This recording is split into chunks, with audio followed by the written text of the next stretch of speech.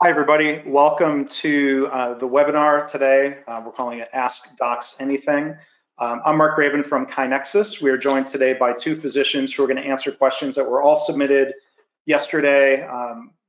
Many questions, a lot of overlap, but a lot of unique questions. We're going to focus a lot today on individual health, things that you can do in your home to look out for yourself and your family. So let me just introduce real briefly our two physician panelists. First off, Dr. Mason Mileur. He's an internist in Austin, Texas. He's affiliated with St. David's Medical Center. He received his medical degree from the University of Texas Medical School and has been in practice for nearly 10 years. And then we're also joined by Dr. Greg Jacobson. He's an emergency medicine physician, also in Austin. He is the CEO of KaiNexus as well. He's been practicing for over 20 years and continues to practice today. He received his medical degree from Baylor College of Medicine. So with that, Greg has some introductory remarks before we get to the submitted questions.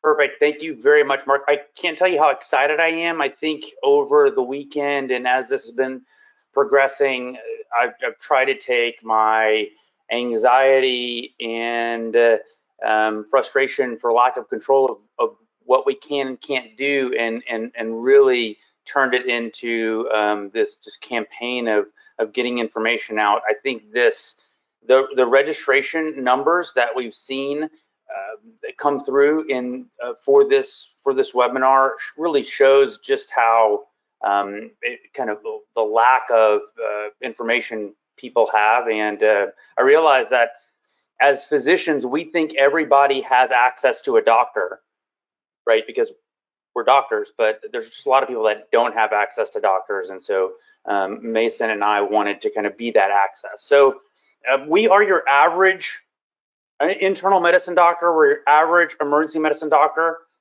We both feel that society is not doing enough quickly with regard to physical distancing. And so you're going to hear a lot about that today. We also feel that healthcare isn't responding quickly enough. I was just saying right before you got on, though, we're just starting to see some real leadership step up. And I think by Friday, we're going to see all elective procedures everywhere be canceled. And so I'm really hopeful that as the days go on, we're going to be changing our focus. Hopefully next week, it's going to be how do we continue to educate our kids for the next several weeks or next several months, and how do we get food and whatnot. But I think today is the day that what we can all do right now is to talk to any person that you have a good relationship with and convince them of these things.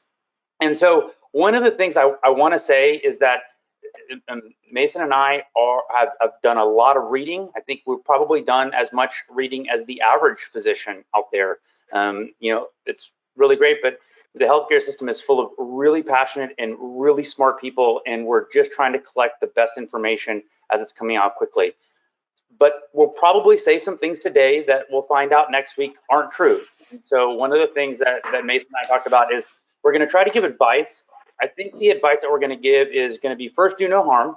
And then what is the disadvantage of doing this as advice? And so you're going to see us err towards that.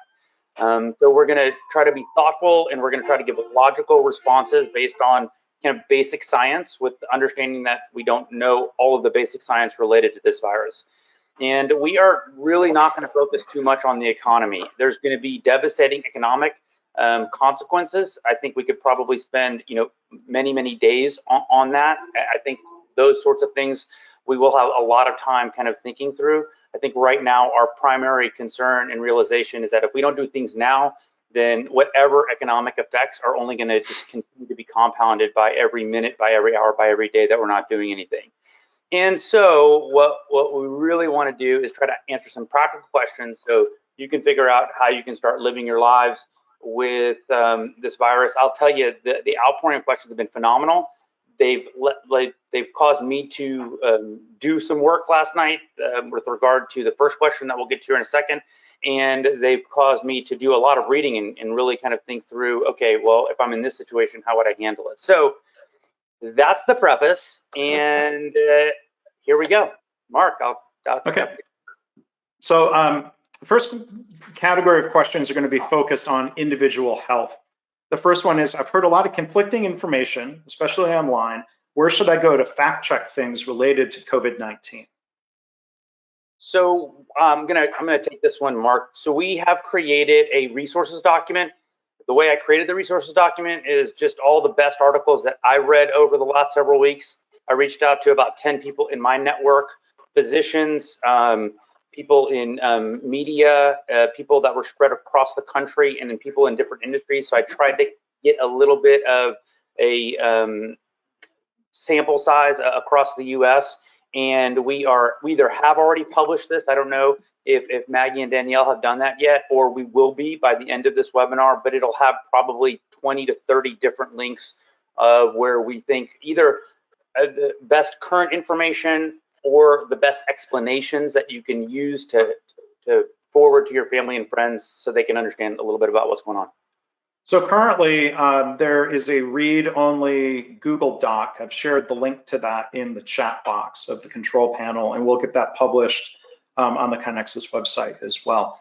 It was surprising. Here. I searched for that online, resources, and there was nothing quite that looked like something that I wanted to share with people, and so that's why we created it. Okay, thanks.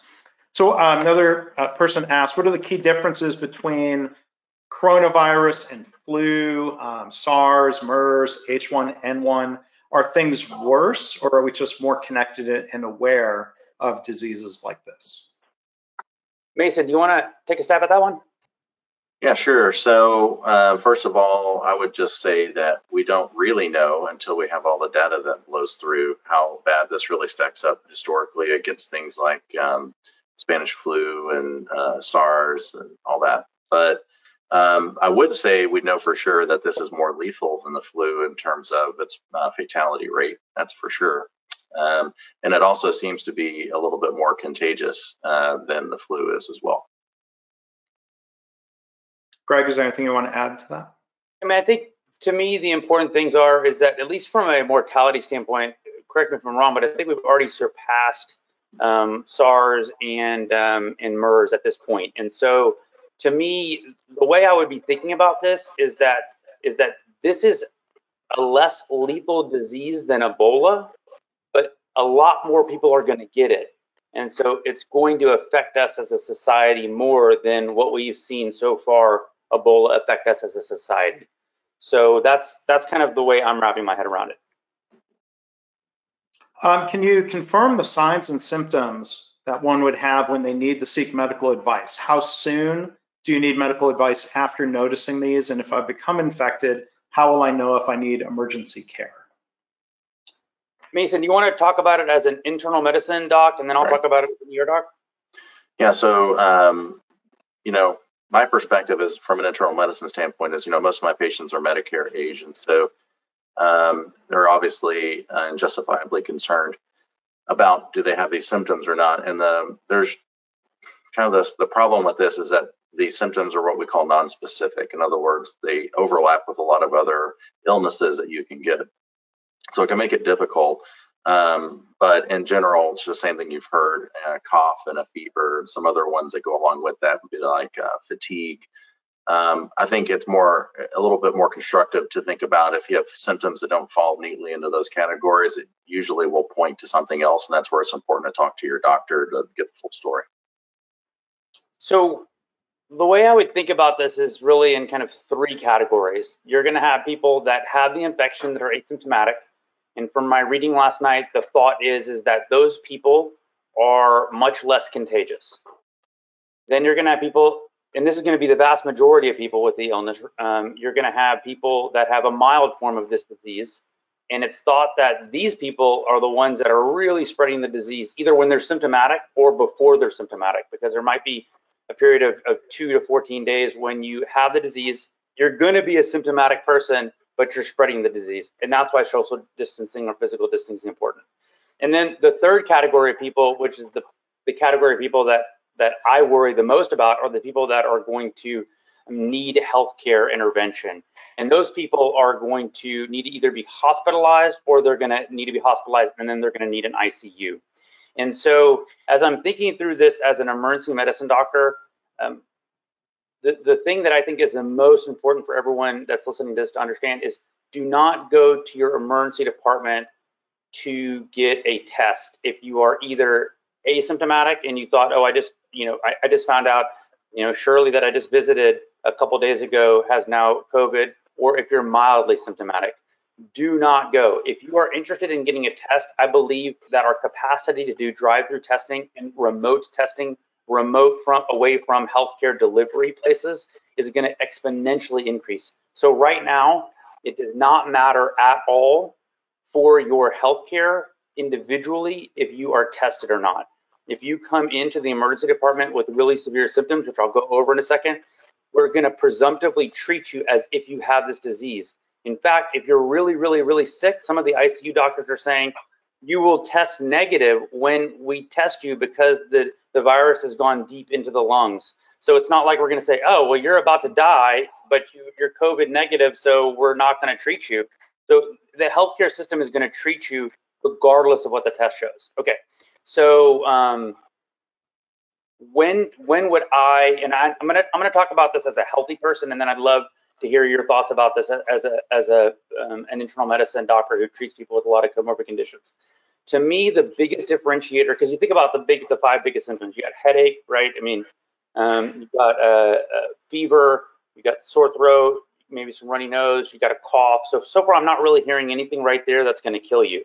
The thing that's going to kill you is shortness of breath, where you're really struggling to breathe. So I think if you start getting into that area, that's the time where you're needing to go to the emergency department. And so right now, it looks like a very small percentage of people that are less than the age of 40 or 50 are going to fit into that. But if you have a very, very small percentage of people, but you have a whole bunch of people that are going to get it, that unfortunately is going to be a lot of people. So that would be my biggest kind of differentiator on when I should go or not. And then I think if I didn't know what to do, the last thing I would do is call 911 and say, come pick me up in an ambulance. The last thing I would do is say, hey, get Granny in the car. We're going to the ER. If you're the one with the symptoms, if Granny's the one with the symptoms, that's different, So I would go ahead and pick up the phone and call my pediatrician, my internal medicine doctor. And so let's hear what Mason has to say when he's picking up the phone or he's thinking through this. Right. So when you're talking to your doctor, they're doing more than just listening to your symptoms. They're looking through your medical history. They're looking at your medications. They're trying to come up with what's called a differential. What other things can this be besides the coronavirus? And I would just kind of add what Greg was saying there, as far as if you fall in those first 2 categories and you don't have shortness of breath, the answer right now is stay home. Call your doctor. Certainly, that's fine, but there is absolutely no reason, if you're not having shortness of breath, to need to be tested. Because all it's doing is satisfying a question that you have that is causing panic, and justifiably so. But the people that I worry about are the people with the comorbid conditions that are over the age of 60 that have something that could result in a bad outcome. And so what I'm doing is I'm listening to see, do they have any of those other kind of symptoms that Greg just talked about that are potentially going to kill you? And that would be things like shortness of breath, chest pain, other things like that. What we're seeing people with comorbid conditions is that when you are exposed to the virus and then start fighting it off, one of 2 things kind of can happen, or both. One is the virus kind of takes over in a traditional kind of pneumonia, not really pneumonia, but it causes an inflammatory response in your lungs, and then you start to experience a shortness of breath and things like that. But then the other thing, in the process of fighting off the infection, it's not uncommon for you to have your other comorbid conditions start to really cause a problem for you. And the classic one really is like if you have heart failure or coronary artery disease and you have that stent in your heart and start having chest pain, it is absolutely possible for you to have a heart attack indirectly as a result of the COVID-19 virus, not because the virus attacks your coronaries, but because it puts stress on your entire body, and you already have a problem with your heart, and it makes it worse. Can I add just a little bit to that before you go, Mark? So a couple of things I'm thinking about. Just a physician talking to you on the phone gives a wealth of information, right? And so if you're able to complete all your sentences and multiple sentences before you take a deep breath in, I guarantee you Mason knows that's a very different kind of shortness of breath patient than one that's saying, I can't get my, so those type of things, even if they're just audio clues, are super helpful to physicians. And as we get our increase into more video conferencing, we're going to be able to look at you and we're going to be able to tell in just a couple seconds, are you sick? And when I say sick here, I mean like the medical sick where you need to go to the hospital, or are you the, I'm sorry you're sick, you just are going to have to go through this this illness with your, in your home and in your family. So those give just a wealth of information. And let's keep in mind that all of the normal disease processes that normally go on in the human population are going to continue for this. So COVID-19 does not like protect you against everything else going on in your life. I think probably the only thing it's going to protect against are like, sports injuries and, other kind of traumatic injuries, because people will be in their house more, and more on that later if it comes up. So keep in mind, I mean, I haven't heard, there really doesn't appear to be any skin manifestations of this disease. There doesn't appear to be any vomiting and diarrheal illness does not appear to be part of this. Abdominal pain does not appear part of this. So those are all things that you might have something else going on that your physician on the phone can really help you sort through this probably pretty quickly. And then I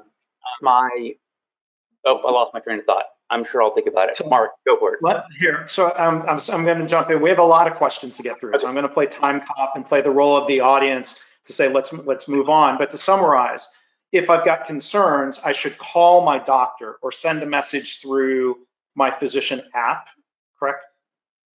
And then please summarize, when should somebody call the emergency room or go to the emergency room when it gets how bad? I mean, to me, it really relates to shortness of breath, and that's really hard to do. If you feel like you can understand what objective shortness of breath is, then that's when I would go. So if I was struggling to walk around my house normally, and I normally could walk around my house without ever having to stop and recatch my breath, if I am struggling to complete a sentence without having to stop and pause, if someone looks at you and says, man, it looks like you're running right now, I mean, do you feel short of breath? Like, what's going on? So I think if a person is breathing in their normal, calm way, then that is something they can definitely pick up the phone and talk to their primary care doctor and help sort through. I think if it's one of those things where, oh, I just went up 5 steps and that normally doesn't bother me at all, and now I'm on step 3 and I feel like I'm struggling for air, that's something I would think about heading on in. Is that a fair answer, Mason? Definitely. It's always a good idea to call your doctor. That's what we're here for. Okay.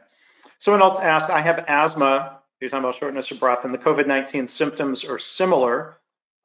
Shortness of breath, dry cough. How can I be certain it's my asthma and not COVID-19? That's a great question. Well, really, that's a perfect example of calling your doctor because we're trained to be able to distinguish between COVID, essentially, and asthma. And it really boils down to, if we start hearing other symptoms that we know aren't necessarily associated with COVID, and the big ones when it comes to asthma, wheezing is probably the big one. If you have both wheezing and shortness of breath, and you have a history of asthma, and you ran out of your albuterol, I kind of put that in my mind together as, we just need to get you some albuterol, because just like Greg recently said here, shortness of breath is probably the number one, am I really sick or not kind of question, and you can have other reasons to be short of breath. And so for me, I would say it's known history of asthma, because you're probably not going to suddenly develop asthma this week or next week if you've never had it before. Okay, known history of asthma, and you're on your normal medications and so you haven't just stopped them or run out, and then now you're having wheezing or something like that. I mean, triggers for asthma are numerous. Right now with the oak pollen off the charts here in Austin, allergies can trigger that. If you're indoors and stressed out and suddenly smoking more often, of course, tobacco smoke can trigger your asthma. Dust mites, you're around your pet more. I mean, any number of things can kind of trigger your asthma. And so that's where it's extremely important that you call your doctor, and even better if you can, they can arrange a telemedicine visit with some sort of visual cues so we can kind of look at you too. And that can help us to distinguish. But I will say sometimes it can be kind of hard to tell the difference even for us. And I will tell you, your physician will most often fall on the side of being more conservative and getting you to treatment. But it is very important that you let your doctor be the gatekeeper for you that you trust to know kind of what the next step is. I just want to add one quick thing on that, because there is a lot of literature coming out that I'm sure most emergency medicine doctors know about. But you're going to see us, if you're coming in for an asthma exacerbation, because again, people are going to have asthma exacerbations. COVID-19 doesn't protect against them. You're going to see us not giving you nebulizers, because if it is COVID-19, we're just aerosolizing that into the room. You're going to see us reaching for the meter dose inhalers, the MDIs, the little pumps. And there's actually good data that's been out there for many decades that those MDIs are as efficacious as nebulizers. So it's not that you're getting an inferior treatment, it's just you're going to be getting a slightly different treatment that's completely appropriate, and that's why it's happening. If you happen to be an emergency medicine doctor and you're hearing this for the first time, please read up on it. I think this is really important to keep our healthcare workers safe. Okay, another question. What first aid supplies or over-the-counter medication should we have available in case we get infected? I mean, to me, I'll go quickly here. Tylenol is going to be a really important one. I think that if you can, I just put on the resource a really nice video about how soap and water is even better than hand sanitizer. So if you don't have hand sanitizer, don't freak out. You probably have a bar of soap laying around, so that's really important. I think that if you have someone that's infected in your house, you're going to keep them isolated in one room, going in and out as little as possible, and then you're going to be wiping things down pretty frequently. So if you have ability to wipe down surfaces, you can make an easy diluted bleach solution if you don't have any other cleaning type supplies. So that would be my take, Mason. I agree. I think Tylenol, I hate to almost mention it, it is a good fever reducer, but it doesn't actually, treat coronavirus other than relieve a symptom. It's you can get febrile seizures, especially if you have a child who has a fever. It's very important actually for children to get it, So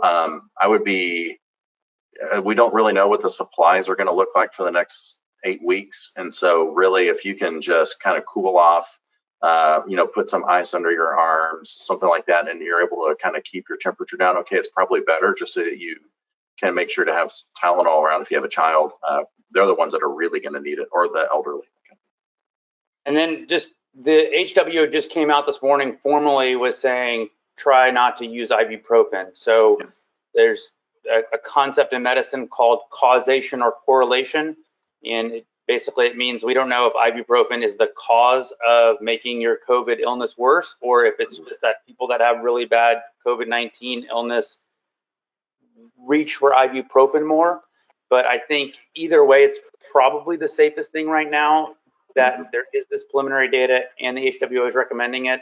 And you're not going to, it's not going to save you from the illness. Like Mason said, it's not, it's not an antiviral. So it's probably best to lay off of ibuprofen if you get sick. And to clarify, you mentioned Tylenol. In my own medicine cabinet, we've got different forms of Tylenol cold and flu and different acetaminophen-based pain reliever / antihistamines, or if I have that right. So, I mean, when you say Tylenol, do you mean that broadly, Mason? Yeah, Tylenol being acetaminophen, that's what we're talking about. You do have to be careful. All these mixtures will have other medication in it. A lot of times phenylephrine is used in those Tylenol cold and flus. Same thing with Benadryl can be thrown into there as well. So I don't, just know what you're taking. Really, there's not a problem that we know of right now with Benadryl or phenylephrine in that setting. Because one of the keys is don't take regular Tylenol and then some other medication that also has acetaminophen. You don't want to overdo it on acetaminophen, right? Yeah, remember your pain medication like Norco and things like that have Tylenol in it already. So if you're already taking pain medication chronically, then that has Tylenol in it, then you don't need to take an extra Tylenol. Okay, thanks. What are your thoughts on a vaccine? If and when there is one, do you think there will be sufficient supply? I've heard we are 6 or 12 months from a vaccine. What's the latest that you've heard? The latest I've heard, and then Mason, if you have anything that's more update, please chime in, is the phase 1 trials are underway. It's probably one of the quickest phase 1 trials in history. And realistically, we're not going to have a vaccine in the next several months. Typically, vaccines are going to be a 12 to 18 month type of situation. So maybe this goes quickly and it's 6 to 12 months. And obviously, the ability to ramp up how much production we have is going to be exponential. And so I would think that the highest risk people in the community, so the elderly and people with comorbid conditions, and healthcare workers are going to be the first ones to get access to that. So what you can do right now is not worry about it. There are a whole bunch of really smart people working really fast to make a vaccine, and just know that that's happening. That's my take. And remember, the vaccine is not for this outbreak. It's going to be for the next, to prevent the second. What can be done to improve your immune system, Greg? I asked to take this one first because I just recently read a book that kind of blew my mind, and it's Why We Sleep by Matthew Walker. And I'm serious, if you want your mind blown, you will read his book. He goes through all of the science forever, but really the science has just really increased in the last 20 years on the importance of sleeping. And there's several just amazing studies, and I'll just touch on one real quick. But your response to the flu vaccine, meaning how good the flu vaccine will be in you, is significantly impacted by how much sleep you get before and after that vaccine. So if there isn't a better example of the fact that your immune system is really benefited by making sure you get ideally 8 hours of sleep a night, but definitely don't drop below 7 hours, then I don't know what would be. This is a great time to stop smoking because it's very clear that smoking, you have a much more severe illness with smoking. And obviously things that are also going to impact your immune system are going to be alcohol and sugar. So just eating a good life, living a good life will obviously help. But I think the thing we can do literally tonight is to get as good of a sleep as you can. And I'm the worst with it, and everyone knows that it's something I struggle with. So I'm doing my best, and I managed to get 7 hours at least the last several nights, and I'm going to push myself to get 8. So there was a follow-up question here about diet. It seems like diet really wouldn't have anything to do with this. This is about what you're inhaling or what gets in the virus droplets get into your body. It has nothing to do with food. Well, I think eating well is going to help you if that's what you're asking. I think if you are asking if someone sneezes all over your food and they have COVID-19 and you eat it, you're likely going to get it. So if that's what you're asking, but certainly the best thing you can do, and I was just answering the immune system situation, but the best thing you can do is simply not get in contact with the virus. And the best way not to get in contact with the virus is to decrease your physical distancing. So I felt like the question was aimed at other things versus the thing that we're going to talk the most about. And then I will say, and Mason, I don't think we talked about it yesterday, but I did find an article. I have no idea the validity of any of this, but it's on the resources page where a doctor who writes fairly eloquently not only goes through the entire epidemic, all the science, but does talk a little bit about kind of vitamins and other kind of more natural remedies that may or may not help. I have no idea what the validity to it is, but if people are looking for that, there's a resource in there that is fairly well written. So, and I guess if anyone's got very particular specific questions about their own diet or condition, contact your own doctor. Another question, can you get immunity from having COVID-19? Can you test a person to see if they have immunity? Mason? Well, every time you are exposed to any infection, bacterial, viral in particular, the way your body fights that off is by creating antibodies, and then that's what clears out the infection. So in a sense, yeah, you will be immune to that exact strain. The question that we don't know the answer to right now is for how long and to what extent. In other words, what viral load could your body fight off with the antibodies that it has floating around in its system from your last infection? So, I mean, it's the same concept as if you got vaccinated. Your body makes antibodies, which then, reduces your chance of getting the illness. I mean, you can even look at the influenza vaccination. It's not so much about preventing infection. At best, you can hope for about a 50% resistance from a great flu vaccination. Last year, I think it was down to something like less than 10% effective resistance. But what it did was it reduced your severity and duration of symptoms. And so I have a feeling that that's probably how we could probably expect the coronavirus vaccination to work. It would probably not make you 100% immune. When you say immune, a lot of people think that means it's impossible for me to get it. And that's really not what we're talking about. It's reducing the chances in a population for it to exponentially grow. Okay, next question. What kind of treatments are available to those who are effective? Either Mason, Greg? From an emergency medicine standpoint, this is what medical folks call supportive care. So if you are having difficulty breathing, we're going to give you oxygen, and we're going to work your lungs to make your lungs work better. If you can't keep up with your breathing needs, then you're going to go on a ventilator. And so those are the biggest kind of categories I would think of.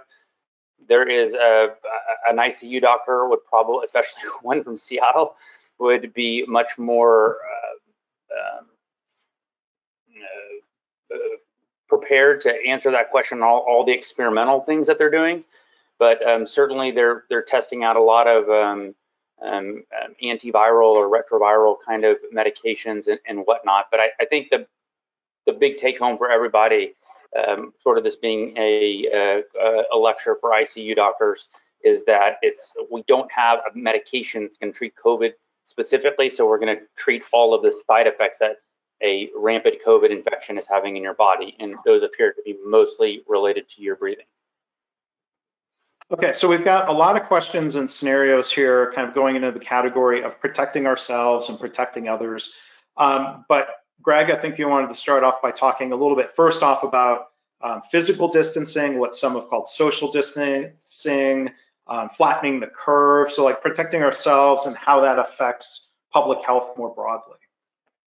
Perfect, thank you. So this is just going to be a kind of introductory concept introduction, if you will.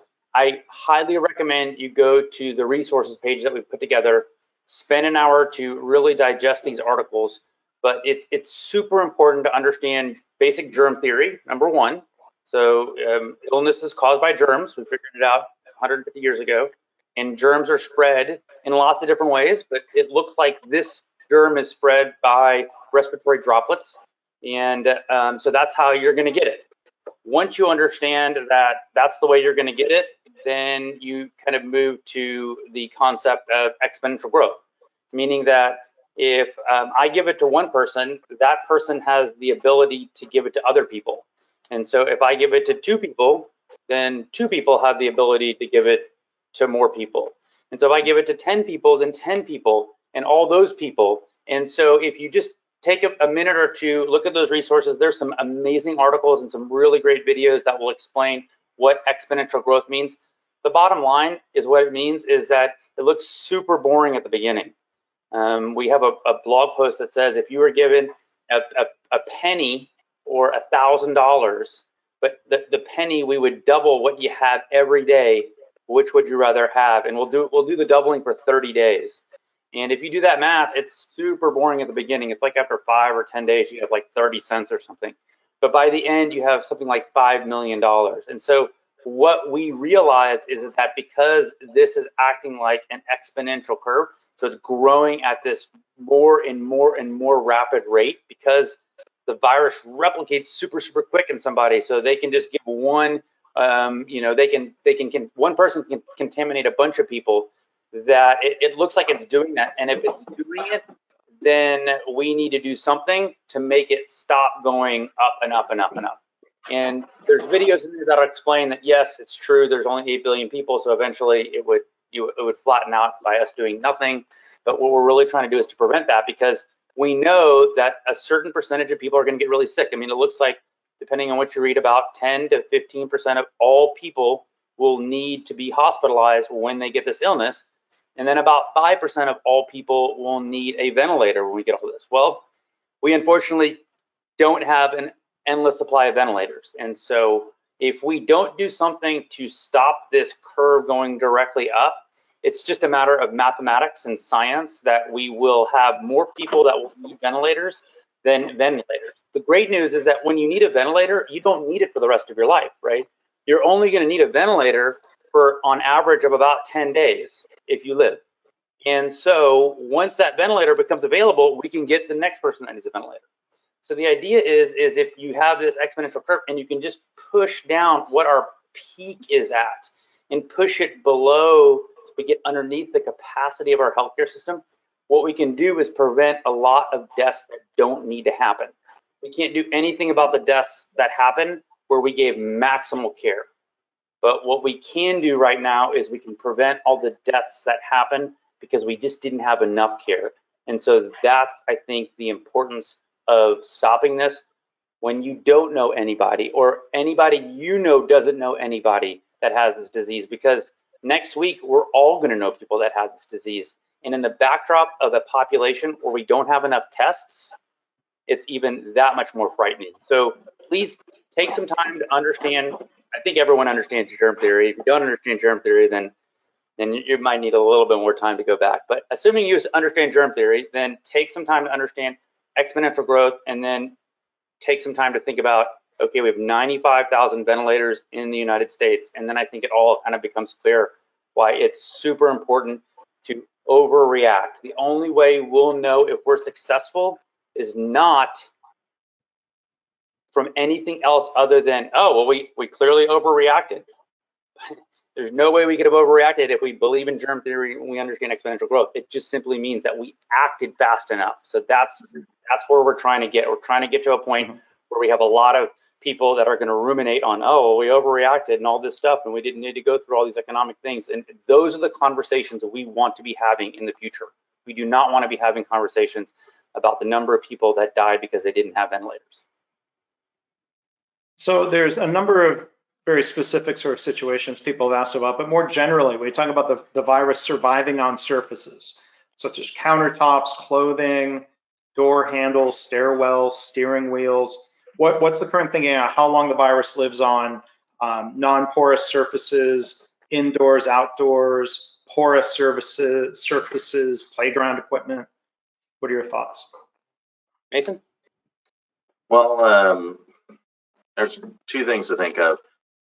There is a difference between survivability of a virus on a surface and its rate of infecting you on that surface. And so it's easy to hear, oh man, this virus can survive for 3 or 4 days on a plastic surface.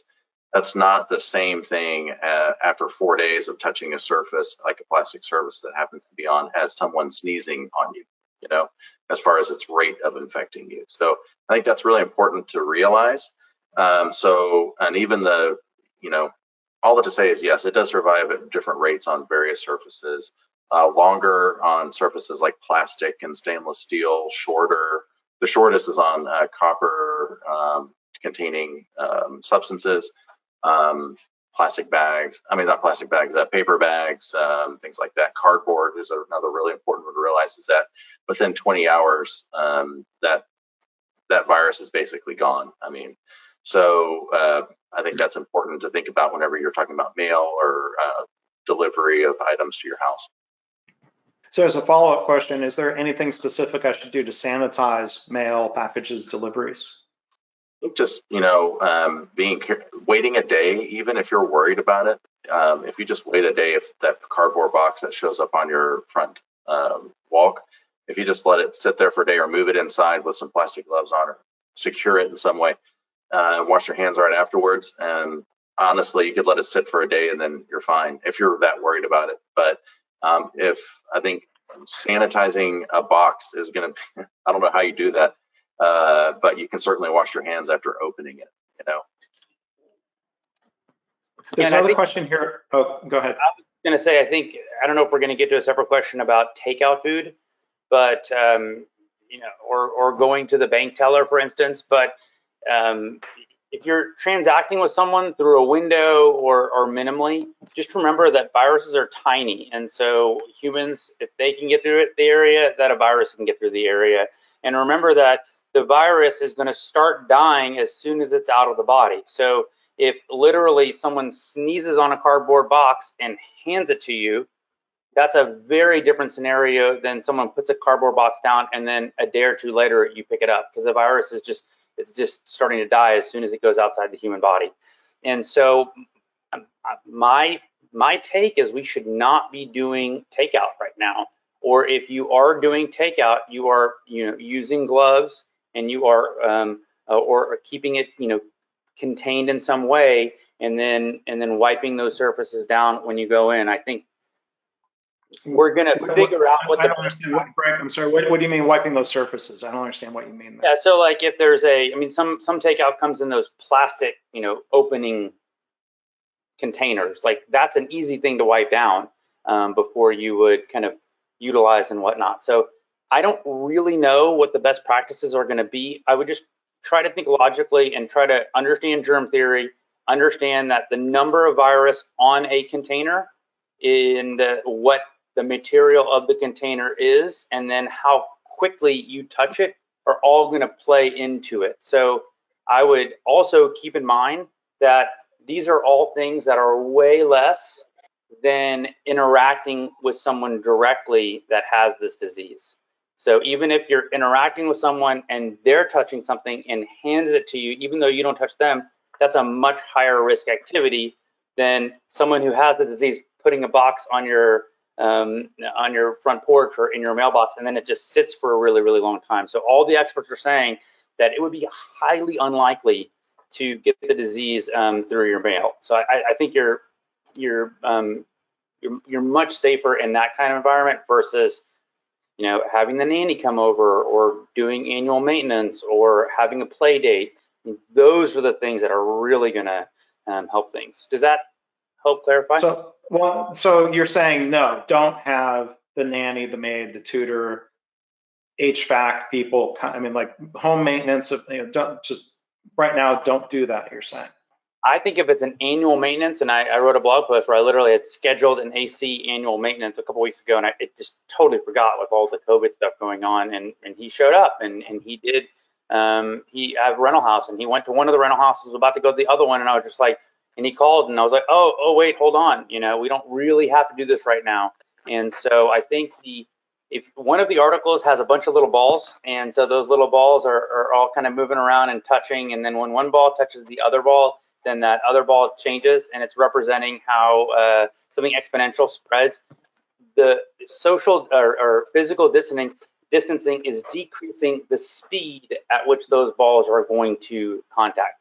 We don't have a way to contain this where it's not going to get out of. I mean, it's in so many different places. So all we're trying to do is just decrease the speed at which it goes through our population. And if we do that, then we're going to be able to really maximize how many people we can help.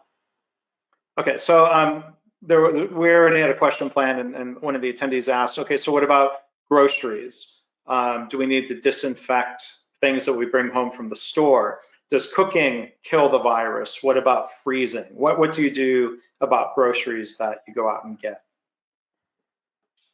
Mason, you want to? Again, I mean,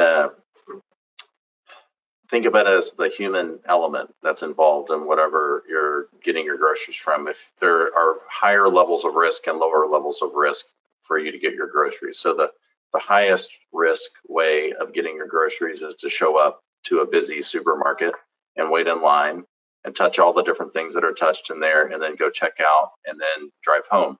The lowest risk way, probably, I would think, is if someone delivered your groceries to your house and then left them maybe on your front porch, and then you pick them up after they leave.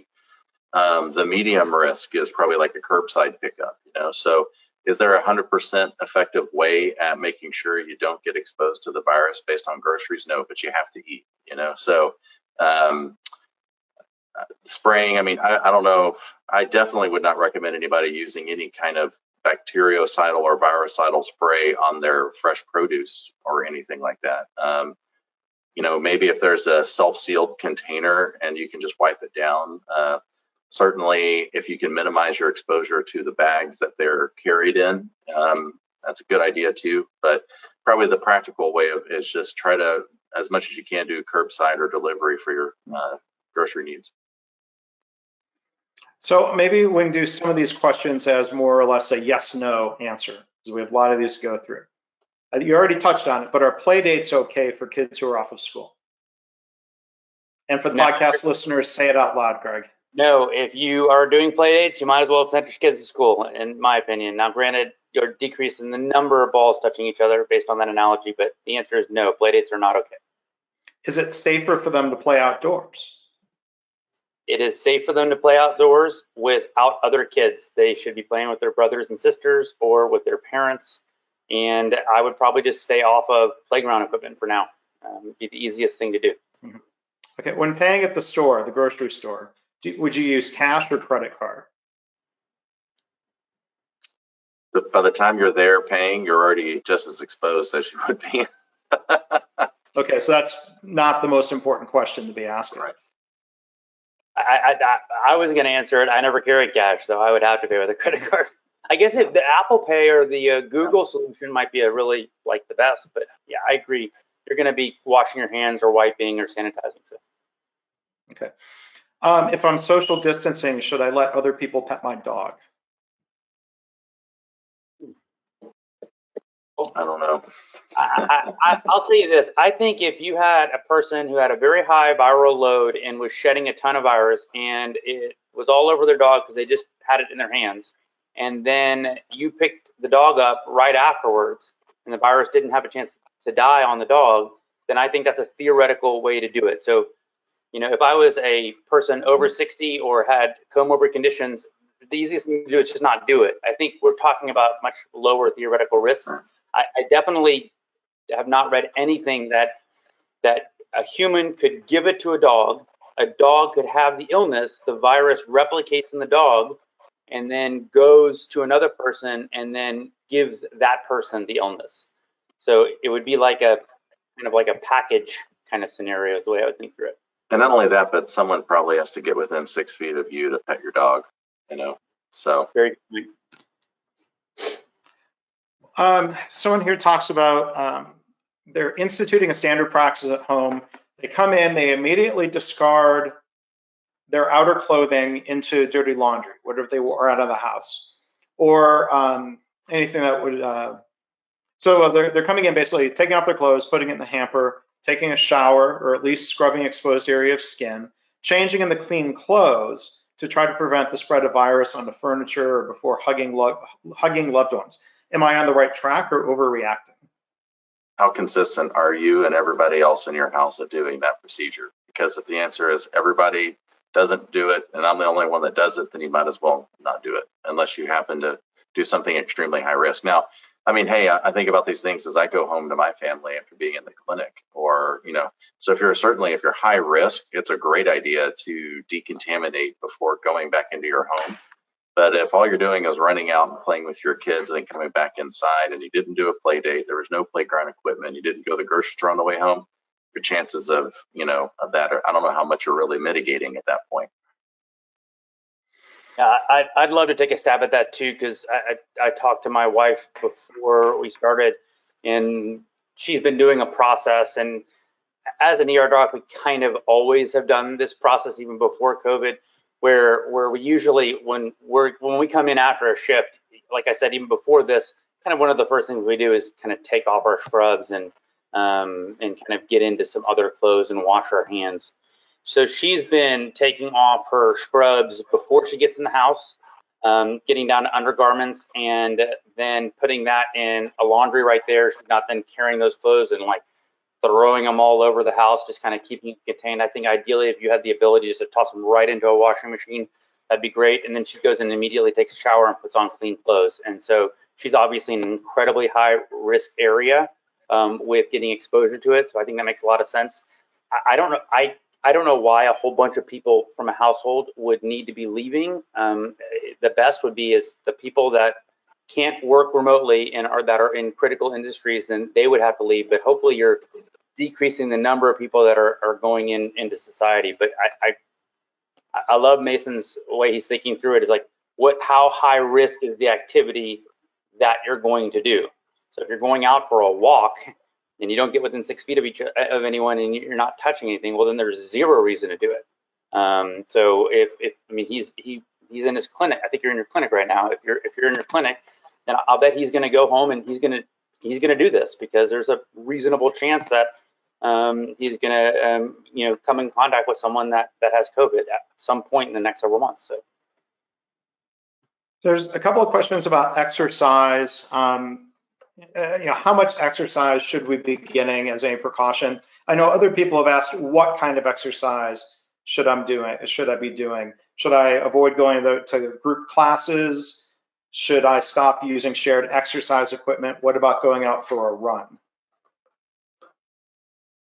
You definitely shouldn't be going to the gym, in my opinion. So you should not be going to a shared class or using anyone's exercise equipment that is not yours. I mean, that's just my thoughts automatically. I think going out for a run is fine.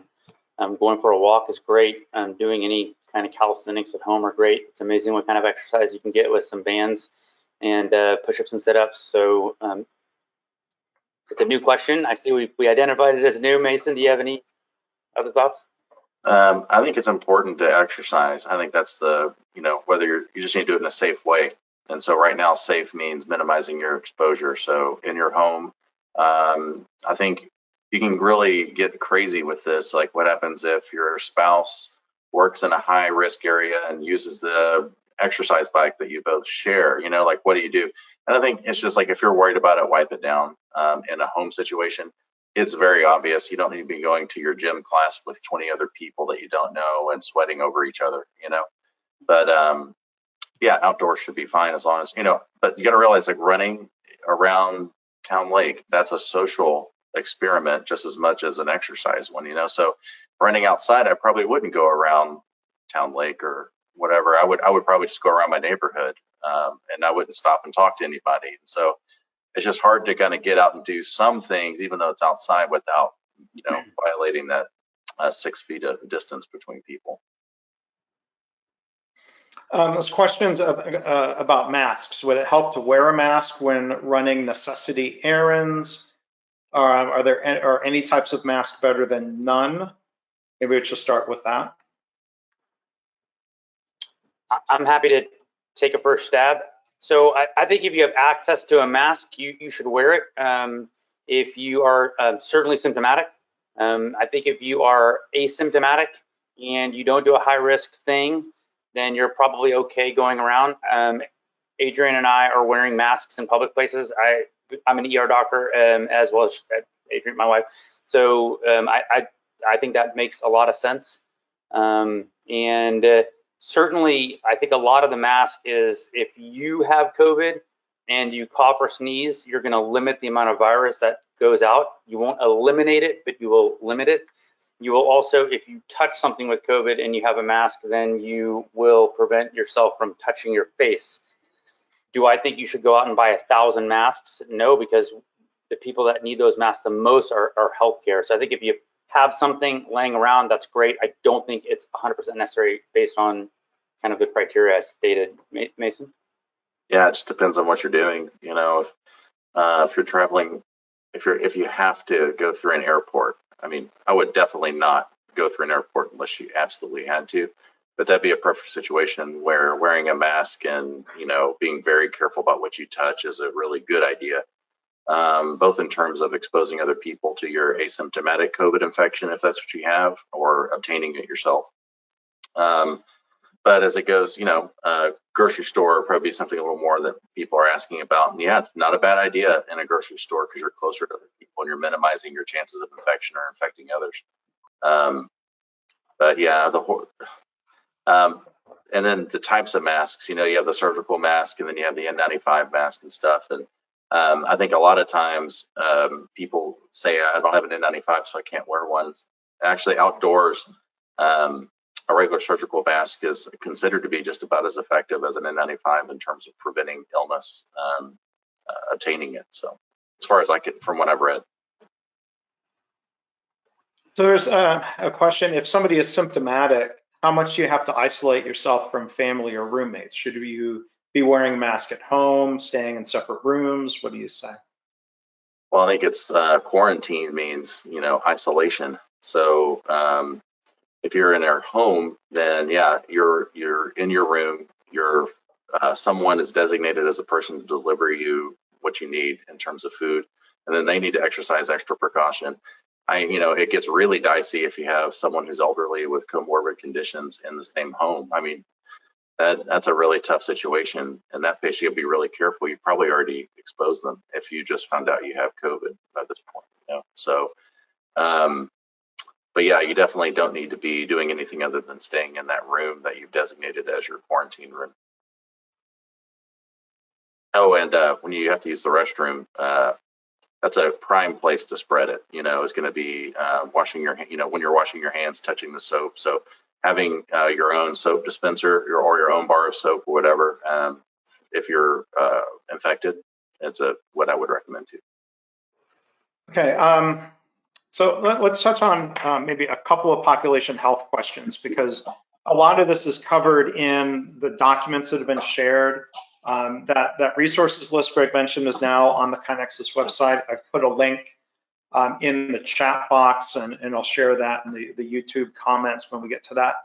But one question, you were talking about flattening the curve, and you see the graph that shows the kind of the high bell curve versus the longer, shorter bell curve. And somebody asked, doesn't flattening the curve just drag things out longer? Does it really reduce the number of people who get sick and die, or is it just more spread out over time? Or does it mean more than might survive if we're not overburdening hospitals beyond ICU beds and ventilators and staff? Can you explain that a little bit? Sure, I'm happy to take a stab at that first. So to me, the answer is yes, exactly. It spreads this out. That's what we're trying to do. I think we all understand at this point that the virus will not be able to be contained in the current location. So it's going to run its course through the population as it would normally. And so the way that we're going to save lives with this is to make sure that the peak of whatever the natural progression of this disease is, and there's a lot of estimates, some I've read that say 5 million people are going to get infected, and some say 150 million people are going to get infected. But however many people are going to get infected, that cat's out of the bag. So let's not even talk or worry about that. All we're trying to do is increase the time that infection is going to happen, so the peak of it stays below the healthcare capacity. And so right now, with the fact that the curve is just going straight up every day, it's getting more and more and more. If you understand math, you'll understand that it's going to get really, really, really every day. Instead of there being I think there were 2,000 new cases. Maybe today there'll be 3,000 new cases. Maybe tomorrow there'll be 4. If every day there's more and more new cases, that curve is going to get very high. So yes, the idea is 100% to spread this out. That's Mason, can you add to that? I'm sure I'm just focusing on one aspect. So, well, yeah, I mean, it's some people may say, well, why would you want to spread? Why would you want to make this longer? Why would you make this? And the idea is lethality, like, a sudden spike that's concentrated. If we had all of Americans or 90% of Americans or whatever that is get, infected in a matter of 4 weeks, then we have swamped the healthcare system, and people will die, not just because they have the virus, because it's preventable death at that point that you're seeing. Someone's not given oxygen therapy because there's no more oxygen tanks to give, so yeah, you do want to spread this out to where, instead of in a 4-week period, it's over as long as you can, really. There's not like an ideal time. It's as long as you can make it. So that way that your healthcare system isn't swamped. And I'd love to add that for folks that are, really it looks like the mortality percentage really starts going up when you cross 60 years of age.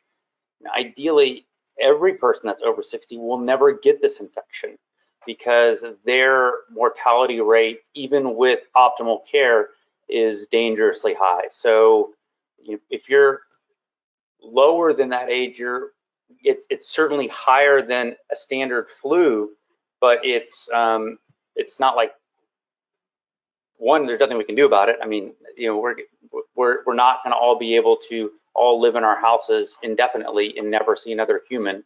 But two, those mortality percentages are far less.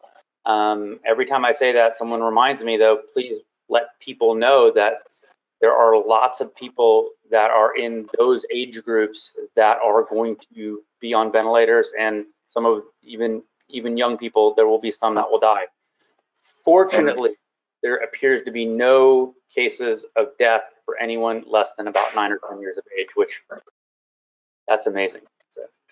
The other thing I'd say is that not all 70-year-olds are the same in terms of their general health. And so, we're looking at this cohort of 60 plus or 65 plus or 70 plus.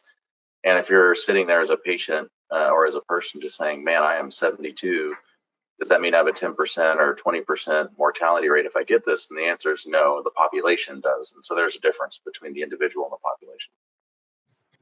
Is there anything known about why children, I've seen reports of children getting sick, but like you said, there have been no deaths. Is that understood why that is? I haven't read anything compelling to repeat. Mason, have you? No. Okay. A couple other questions about spread and containment. Someone asked, I understand limited exposure and social distancing, but how will the decision makers know when it's safe to resume normal life? I think it's based on the curve, right? Yeah, I mean, it's 100%. So can you elaborate on that? And it's 100% based on the curve. And then I think a bunch of smart epidemiologists and virologists and kind of people that understand the epidemics probably more than Mason and I. All I know is that we can probably look at China. We just need to realize that China's lockdown measures are way different than the US lockdown measures. And then we just need to also realize is that things are going to start getting better. And if we let off our restrictions too soon, we're going to get another spike. So I've read some really interesting things about the Spanish flu. They have data on different cities. And Philadelphia started their lockdown, I think, 6 days after St. Louis. They had much higher counts of mortality. And then I don't remember, there was a third city that they used to compare. And they, once it got under control, released restrictions, and their second spike had more mortality than their first spike. So I think the thing we need to focus on now is physical distancing. When that's going to be peeled back is all going to depend on how good we do this today. Now, when you talk about the curve, does that mean the curve is no longer going up in an exponential way, or that the curve has actually started going down? The number of active non-recovered cases, is that the curve? I mean, again, I'm not a virologist or an epidemiologist, but based on just kind of logic sense, that the curve is going to have to start going down because it's going to meet China's curve, the latest stuff, because you hear, I don't know if this is true or not, but you hear that they're returning to kind of normalcy in terms of returning to work, and their curve has not gone down as much as it's flattened, and from what I can see, I mean, just looking at a couple graphs. But I do know that a good friend of ours, Colby Evans, a local dermatologist here in Austin, who actually connected Mason and I yesterday, his wife is communicating with friends on texting that are in China, and they are saying that life is starting to return back to a little bit more normalcy. So there is 100% hope that this is not going to be the new normal forever. This is just going to be the new normal for now. So there was another question, and I've heard, like, for example, I've read reports that in China, all of the temporary hospitals that they built or opened have now been shut down, that some people are getting back to work again. And somebody had asked here is, what I don't understand is, how do you prevent the virus from spiking again once you restart the economy and that people are interacting again? China and South Korea looks like they've completely arrested the virus, but without a vaccine, I don't get it. What am I missing? Yeah, so I would say there's a number of factors at play. First of all, the number of cases that were reported and actually occurred are probably two totally different numbers there in China. And so there's a significant portion of the population that probably were infected and didn't know it. And therefore, that means that they've created antibodies to that, which means they're less likely to develop it again in the future. Now, how long that lasts, again, like we talked about it before, we don't really know right now. And the other thing, too, is that when it comes to the spread of a virus or any other infection through a population, there has to be a certain kind of base amount to really start to do the exponential numbers that you're seeing right now happening in the US. And so I have a feeling that it's not like China is going back to how they were a year ago. I'm sure what they're doing is they're still exercising some caution to keep that small number of active virus contained. And just keep in mind that whatever action you do today will only know the effect of that action for several weeks down the line. So all we're trying to do is just stop that, the growth going straight up. So the actions we do today, in about 2 weeks, we'll start to see that curve is going to go from a black slope on a ski mountain, hopefully to a blue, then to a green, and then to a bunny. And so the changes that we're going to have to do are going to be slow and incremental as we're coming out of this. Again, I'm imagining that's how they're going to approach it. So let me ask this. We've gone beyond an hour, but we still have a vast majority of our attendees here. So it seems like people are voting by staying around. Can we try to knock out a few questions that have come in from the live attendees? Yep. And again, some of these might be in the category of you should talk to your doctor, but this is a kind of a general question. Are pregnant women considered being any more vulnerable to this? My wife's a gynecologist. She's been looking into this, and from what we can tell right now, the answer is no. Another question here, how concerned should a 60-year-old with multiple sclerosis be? How concerned should they be about this? Well, I think a lot of it depends on which medications you're on. When it comes to multiple sclerosis,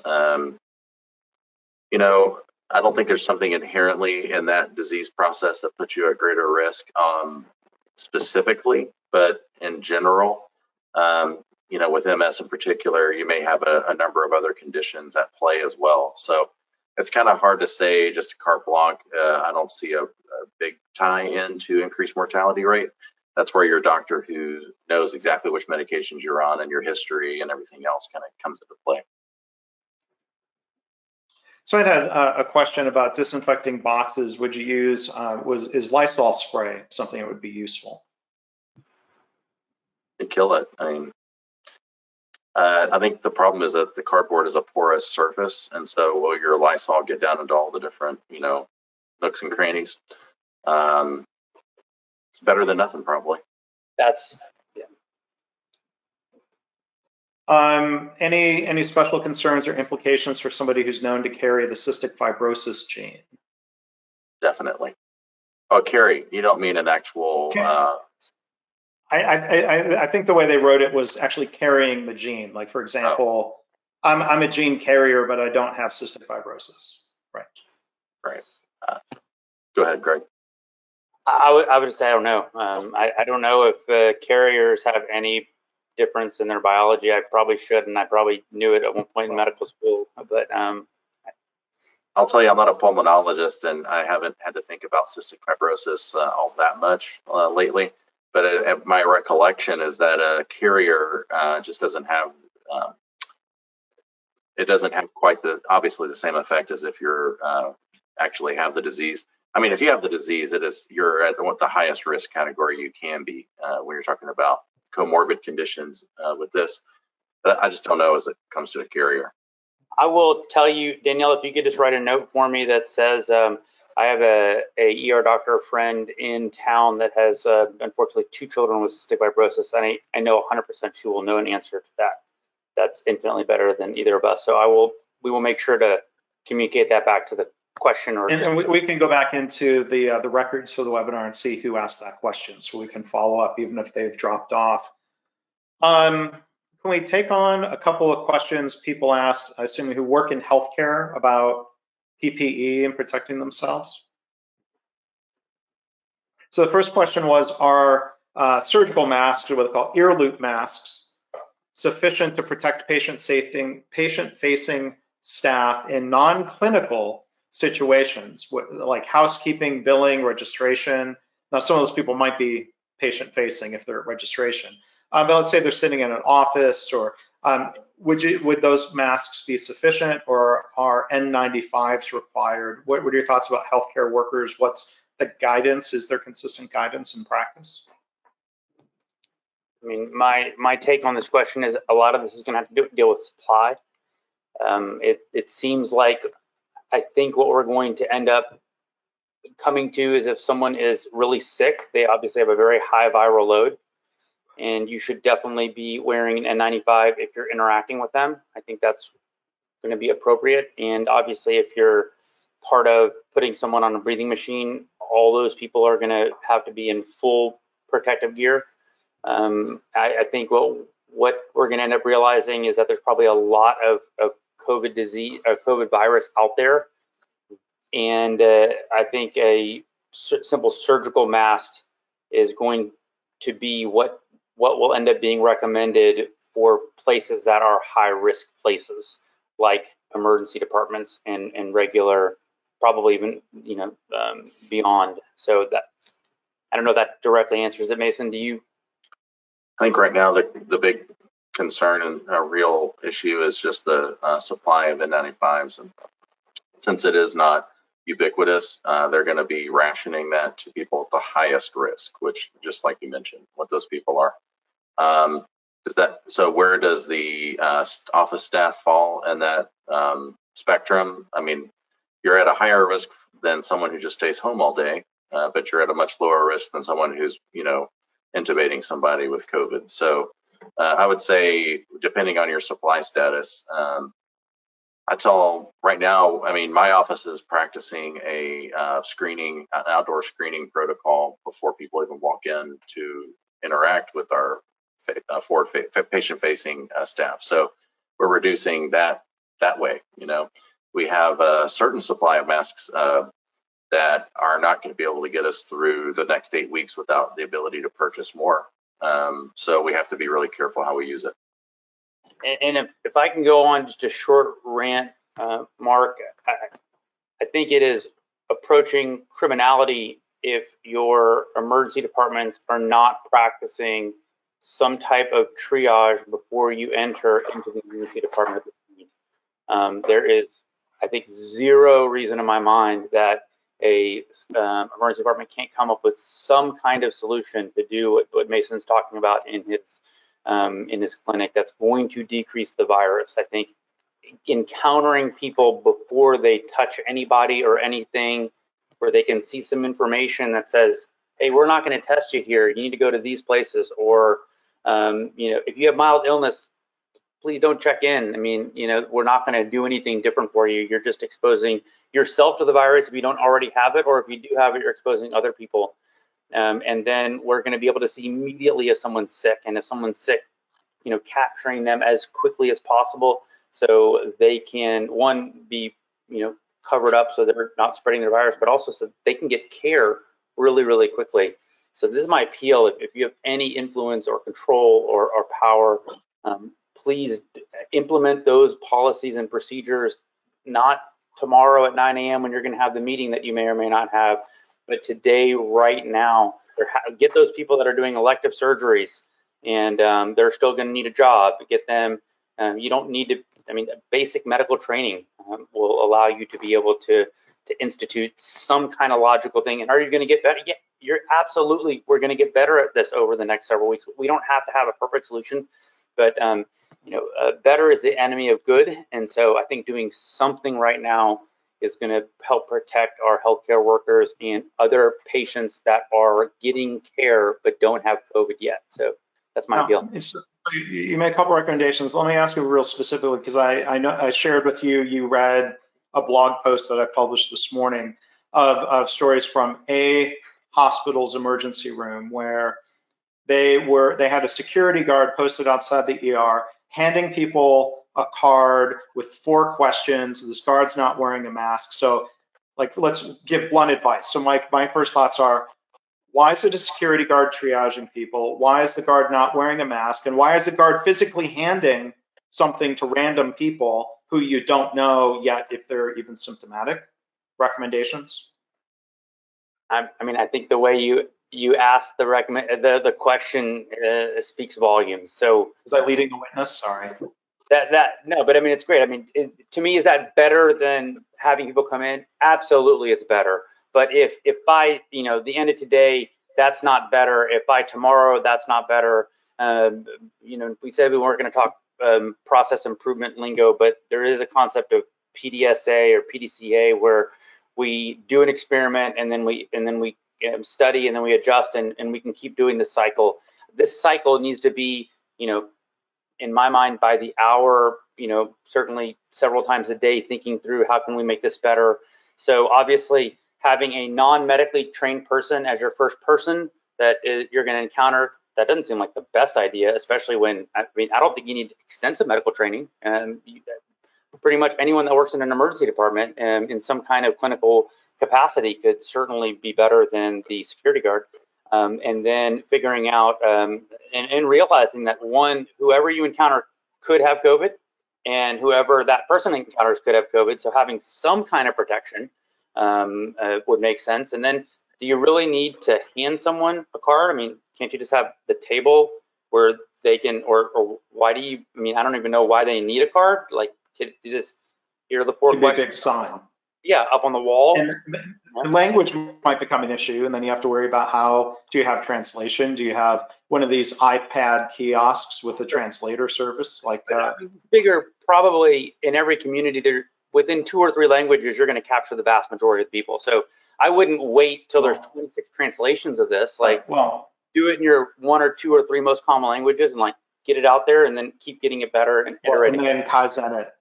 From there. Yes, I would look at a Pareto chart of languages and work my way through those. But then in that case, the ER doc said that patients who had respiratory symptoms were being brought into the one and only same waiting room with non-respiratory symptom patients, somebody who might have had a broken ankle. Your recommendation on that would be to do something different. We need to start thinking, like, obviously, we're not going to be able tomorrow to build a second waiting room. Okay, so what about just having some ideas of like, why don't we put tape on the floor and at least separate the room into 2? Why don't we try to put a barrier up? Why don't we use another room that's close to it? I mean, there has to be something. I bet if you would just ask the nurses and doctors and techs of this emergency department, hey, you guys have any ideas? We're talking about basic germ theory, and we're talking about protecting you, and we're talking about like, I guarantee you in a 30-minute brainstorming session, they could probably come up with some, zero cost couple ideas that would be better than what you just described. My recommendation as the engineer and the process improvement person here would be listen, as you're saying, listen to your staff. I've seen news reports of nurses on the West Coast not being listened to, not having their questions answered, being ridiculed for expressing concerns. Like, that all seems really dysfunctional, if not harmful. It seems to violate for what it's worth, the lean Toyota principle of respect for people. We've got to do better. But maybe one last point. If I could just add, so if I'm a leader of a really big system, I don't know, 5 hospitals, 10 hospitals, 40 hospitals, I'm not going to understand the complexities of all of those emergency departments. Right? I'm not going to understand the complexities of Mason's clinic, right? So all we need to do is just give some guidance, right? And so, like, he's taking some really basic, appropriate measures. Oh, well, I don't know what his layout looks like, but there's obviously an outside to his clinic, and he's obviously encountering people before they come in, before they touch anything. And so if we just give some basic guidance to the people and say, hey, solve it for your emergency department, we're going to give you the autonomy to figure out a reasonable, appropriate solution. We're not going to make a medical director kind of wait for the edict to come from above, then that's all you have to do. I mean, that doesn't take any thought. Like, I mean, a CEO of a 50 hospital system, he or she could simply say, oh, just do these, try to accomplish these 4 things. And I mean, it literally could be accomplished. I would assume at least in one of those emergency departments within a day, and probably within all of them, it could be accomplished within a day. Maybe one other question to address here. This is from the PI standpoint. Thoughts on how process improvement staff can offer assistance to EDs and other high flow service areas from an improvement, safety, and quality perspective when we're banned from the facility and instructed to work from home. So maybe let me address that, because as an outside consultant to organizations, I am now banned from those facilities who don't want additional outside people. I'm still in touch with one healthcare client. I think, whether you're internal or external, there are things that you can talk through. Talk me through the process, and let's map out the flow on a digital whiteboard of what is happening when a patient is arriving. And I think there are things that can be done away from the workplace that are better than nothing. If you're invited to that discussion as a process improvement person, to ask questions, to point out things. Hey, wait a minute, have you thought about this? What is the risk involved in doing this? Because it's not just about Kaizen or PDCA. I'd argue it's also about being proactive and using a tool like FMEA, failure mode effects analysis. What are the ways this process could fail and cause exposure to somebody in a way that's preventable? Like, those are things that we can and should talk through in a phone call, in a web meeting, in any number of platforms, as long as the people who are running things aren't too busy, to stop and get input maybe. And I feel fortunate every time I'm asked to provide a little bit of input on something. That's my attempt to try to help a little bit where I can. But I hope process improvement, it can't grind to a halt, because everything has just changed and it continues to change. That's when we need process improvement.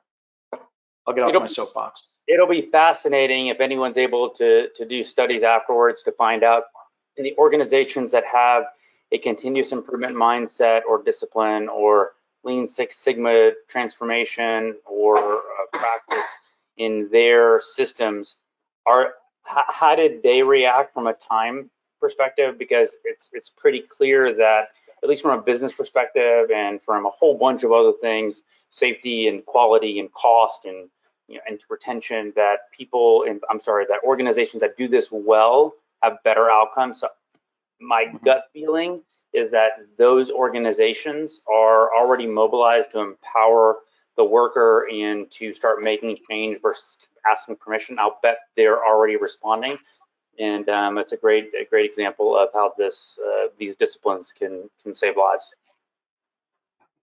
So maybe to wrap up here, we'll wrap up before the 90-minute mark maybe, but just to bring things back and maybe to recap and kind of bring it home, Mason and Greg, with a bit of a summary. What are the key, this is an unplanned question, but what are the key points? If somebody watching this is still having the battle with a family member or a friend who is really opposed to social distancing, they think this is overblown, and like, what are the key points that you would try to make that case of why people need to take this seriously and get on board with some of these practices now? Right, I would just tell you that whether they think it's overblown or not, it's not about them, it's about the community, that these are proven methods. And I would just basically ask them, do you want to be Italy or do you want to be South Korea? And you might have to explain to that family member. Right, yeah, hand them a chart and just say, here's the mortality rate in both countries, And so, yeah, I mean, I think a lot of skepticism has been from, they told me to evacuate because of this hurricane that never came, and the mortality rate isn't all that bad. The flu is worse. It's just kind of like some common myths, and hopefully you have the tools now to be able to debunk some of that. and then just say, listen, this isn't about you. This is about your parents. This is about your coworker, things like that. To Greg, me, what's your... the three fundamental things that a person needs to understand is, one, germ theory, so that we get ill from germs, and this germ happens to be a virus, and that if you believe this really exists, then you have, if you do not believe that coronavirus exists, then there's no convincing person, right?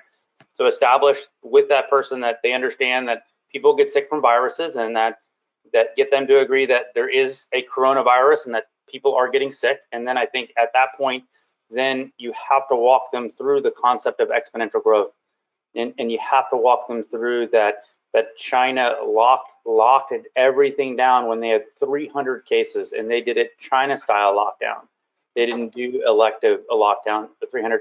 We're at 6,000 or 7,000. I haven't looked in the last hour what we're at. We're probably in that case, and we still haven't done the China style lockdown. So if they understand germ theory and they understand the virus, and they understand they're going to get the virus before they are going to get symptomatic, and they understand that we're not testing, so we really don't know how it is, and that it's going to take a couple weeks before these measures, like you have to walk them through all that, and then they have to understand and get them to appreciate that some percentage, whether it's 1%, 5%, 10%, are going to need a ventilator. And then, get them to communicate back to you. Do you understand how many ventilators there are in the US? And no, I don't. There are 100,000 ventilators. So what's going to happen when there are 200,000 people that need a ventilator? Get them to walk through that process and be like, so imagine you're sitting with your doctor, and your doctor is literally telling you, oh, we're not going to be able to put your mother on a ventilator because we just don't have one, get them to kind of think through that whole process and what that conversation is going to be like. And if we don't do something fast, I mean, it may already be done, but I'm pretty hopeful that we're still okay if we really start locking down. That this is going to be a conversation not happening once or twice, but it's going to be happening in the thousands, and hopefully not tens of thousands. And so it's going to take some time, but I think that's the progression of a thought process to walk someone through. I don't think you start with the ICU ventilators because they're like, dude, I don't know what you're talking about. And I think that the closer you are to the person, and the more you can slowly get them to kind of just a tiny little changes in their mind of how to get there, I think is the way to do it. And it's going to take time. I don't think if someone's not there yet, you're just going to be able to get on the phone. There are people that I have really good relationships with that literally took me 20 seconds to convince them, because they were just like, oh, I trust Greg, and I've never heard of Greg be a reactionary, ever since I've known him, and he's saying some stuff. But I think for the vast majority of people, we're talking to all of our people at KaiNexus, and they have friends and extended family, and so I've a sample size of 100 or 200 people, and some of them are really meeting big challenges. And so I think that's where the real work is happening right now, is on those people that don't feel like they're changing people's minds, but they really are slowly getting there, sending these explanations and whatnot. This is for an emergency medicine doctor. I literally think the work that I've done in the last 5 days or so is going to impact more lives than my entire career of seeing in an ER doctor. Now I haven't been full time, but an ER doctor might see anywhere between 20 to 50,000 patients, depending on how busy of a place they work. And you figure not all those people would have died. So I don't know, maybe an ER doctor saves, 1,000 lives in their career, 5,000 lives in their career, something like that. I don't know, but literally. And then, so I think I've done more work in the last 5 days than my entire career by just educating people. So imagine if you're a person that does a job that doesn't save lives, right? And you literally have the ability today, tomorrow, until really everyone is there with this understanding physical distancing, to literally go save lives. I mean, it's such a remarkable opportunity that we have right now in doing good, and it's taken my opinion of just total doomsday gloom and really giving me so much hope. So many people are interacting, and so many people are thanking.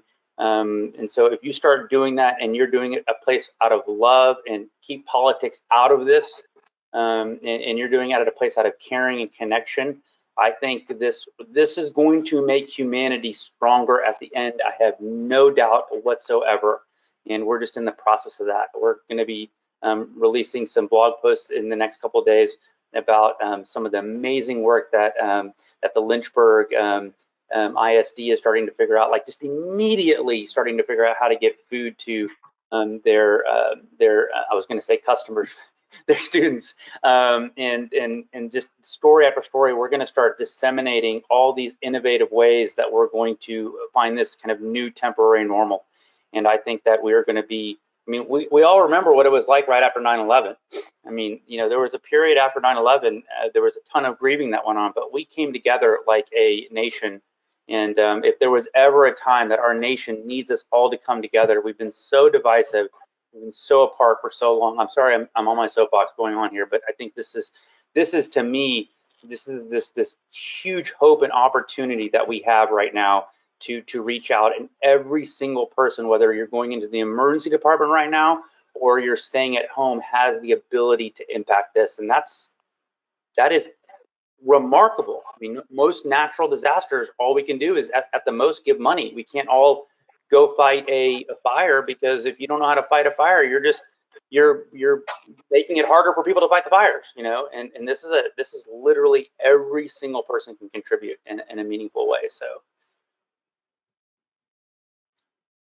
All right, well, thank you to everybody who tuned in. Thank you for submitting questions. We had so many questions that we couldn't even get to all of them, but we tried intentionally to prioritize the questions that were about individual practices, as Greg said, the things we can all do to help in this battle, things that we can do to protect ourselves and our communities and everybody more broadly. So Mason, thank you for taking time as well.